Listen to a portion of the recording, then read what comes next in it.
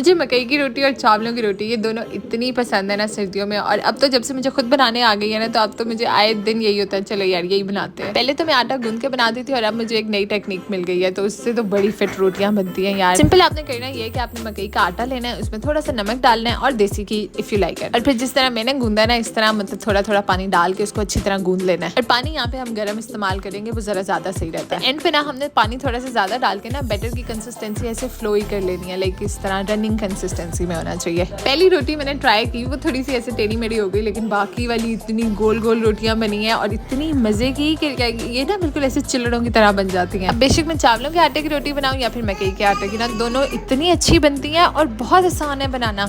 वो बस इतनी सी बात है कि वो इतनी छोटी सी रोटी होती है कि वो आपको जो है ना, आप एक बनाते हो पहले, तो फिर ये आपको 3-4 बनानी पड़ जाती है। आप जितने मर्जी अच्छे काम कर लो, जब तक आपकी अम्मा नहीं ना होके करती तब तक ऐसे लगता है नहीं यार कुछ ही नहीं किया। सच्ची मैं नहीं मार रही। चल थैंक यू।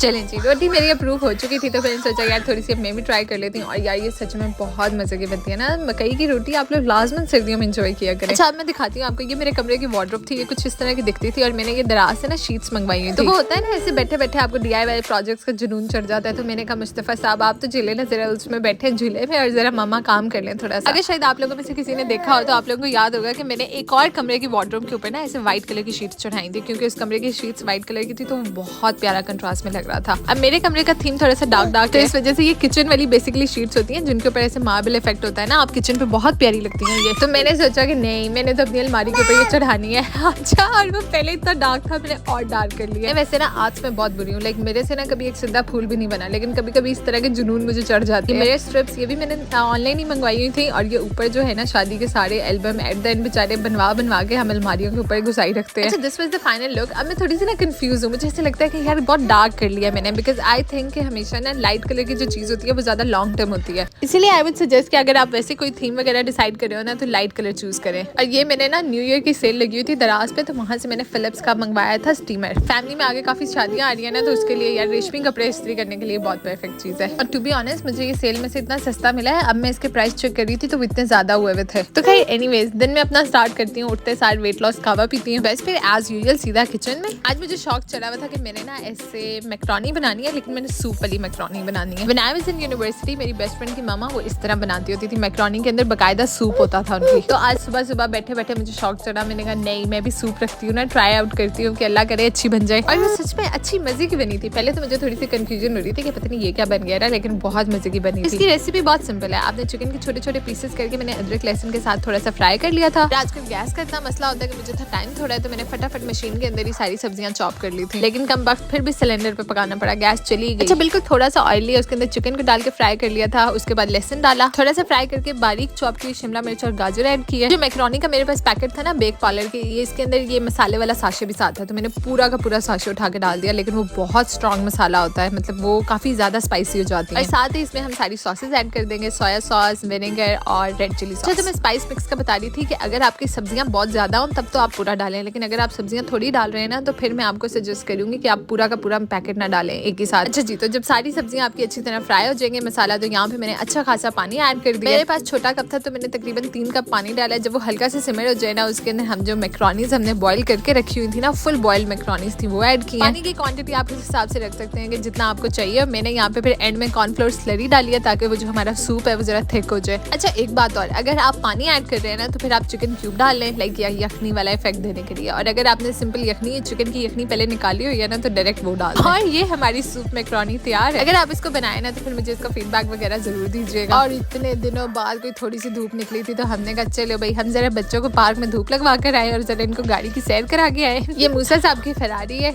और जितने शौक से मैंने इसमें मुस्तफा को बिठाया था ना, पूरा टाइम वो मुझे देख देख के रोता रहा। मूसा माशाल्लाह थोड़ा सा बड़ा हो गया ना, तो वो फिर एंजॉय कर रहा था। मुस्तफा को तो बस ये था कि मेरी माँ कहाँ है, ये मेरी माँ ने मुझे गाड़ी में क्यों बिठा दिया, ये तो मेरी गाड़ी खुद है ये। और फिर मुझे भी शौक चढ़ गया यार, मैंने भी चलानी है। अपने टाइम में तो हम ये शौक पूरे कर नहीं सके, लाइक होता है ना जो चीजें आप अपने ऊपर पूरी नहीं कर सकते, तो आपको शौक होता है कि यार अपने अपने बच्चों के ऊपर वो सारी ख्वाहिशें पूरी करनी है। हालांकि कसमें यार इतनी पुट्ठी पुट्ठी चीजें है ना, वहाँ पे लोग उठ के आ रहे थे ये सोच के कि शायद हमें भी एक चक्कर लगवा देना, और वो लिटरली पार्क में एक बंदा आता है जो 50-50 रुपए लेके गाड़ी के ऊपर सैर कराता है। मेरा तो यही सोच रहा है, मैं तो सोच रही हूँ गाड़ी के पैसे ऐसे पूरे करते हैं।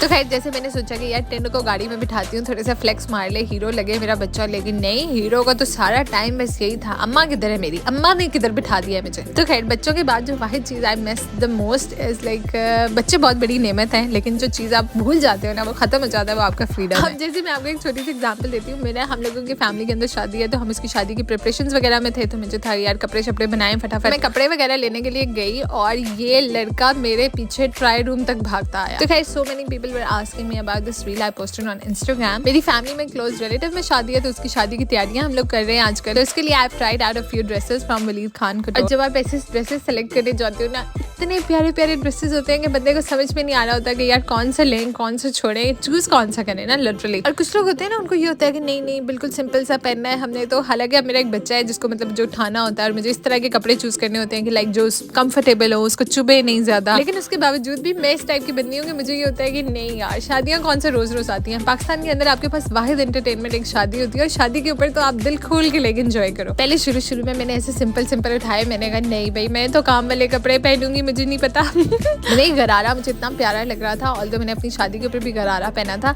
But my husband he prefers like उनको अच्छा लगता है लाइक लॉन्ग फ्रॉक्स हो, मैक्सी टाइप ड्रेसेस। वो होता है ना कि आप जो सूट पहनते हो वही आपको इतना मजे का लग रहा होता है, लाइक आप सोचते हो अच्छा ठीक है यही कर लेते हैं, अच्छा यही कर लेते हैं। Like so I am now very much confused among these all. मुझे ये ग्रीन वाला इतना प्यारा लग रहा था, इसका कलर, इसकी वाइब, इसका style, each and everything was so good and perfect. लेकिन टू बी ऑनेस्ट जब मैं शॉपिंग पर जाती हूँ ना, तो सारा टाइम मेरे दिमाग में एक ही चीज चल रही होती है, ऐसी चीज लूँ जिसमें मुस्तफा को उठाना आसान हो, मुस्तफा को संभालना आसान हो, बच्चे के साथ कैरी कर सकूं इजीली। अच्छा तो खैर anyways this is all from me for today. अगर अभी तक आप लोगों ने मेरी इंस्टा फैमिली ज्वाइन नहीं ना की तो यार आप लोग पीछे रह गए। इसके साथ साथ do not forget to subscribe on YouTube and thank you so much for watching. Have a nice day, bye.